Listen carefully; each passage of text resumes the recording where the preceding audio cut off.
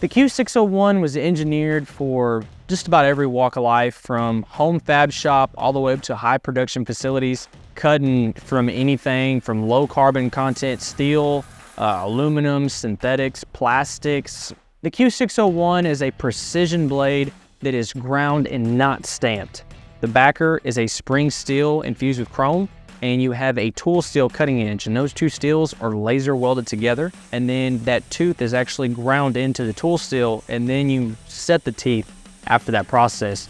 It's a super economical general purpose workhorse blade that's got a great cost per cut for people that are doing onesie twosie cuts or in a high production facility. If you need help maybe figuring out a TPI, you can always reach out to Sawblade.com, log on where we have fast same day shipping.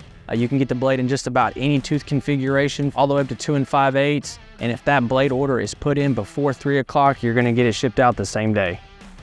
So if you're looking for a great general purpose blade that will tackle a variety of different materials, super economical, that will fit on just about every machine out there, especially on lighter, smaller machines, go with the 601.